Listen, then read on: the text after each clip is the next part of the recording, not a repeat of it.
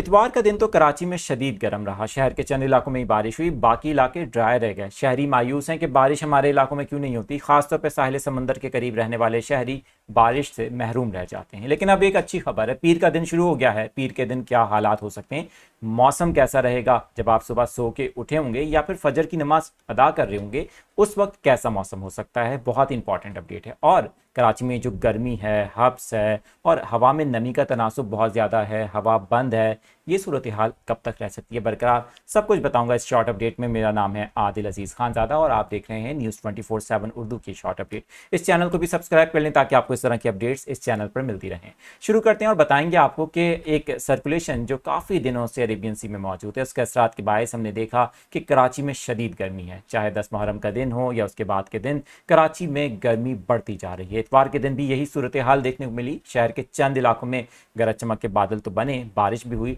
लेकिन बहुत से इलाके ऐसे हैं जहां पर बारिश क्या एक बूंद भी ना गिर सकी। शहरी परेशान है, पसीने से उनका बुरा हाल है और दुआ कर रहे हैं कि बारिश हो। अब पीर के दिन कराची में क्या सूरत हाल होगी, पीर के हवाले से जो अहम अपडेट हमारे पास आई है, जो कि ताज़ा वेदर अपडेट पर भी आपने देखी होगी। पीर के दिन कराची में सुबह का आगाज़ होगा तो शहर में फजर के वक्त ही गरज चमक के बादल समंदर के करीब यानी साहिली पट्टी के करीब बन सकते हैं, क्योंकि इस वक्त सर्कुलेशन जो कि समंदर में मौजूद है वो कराची के करीब आ सकती है। इम्कान ये है कि फजर के वक्त या फिर फजर के बाद कराची के करीब साहिली इलाकों में यानी कि शहर के जनूबी इलाकों में गरज चमक के बादल बारिश का बायस बन सकते हैं, जहाँ पर दरमियाने दर्जे की या कुछ मकामात पर कुछ देर के लिए तेज़ बारिश भी हो सकती है।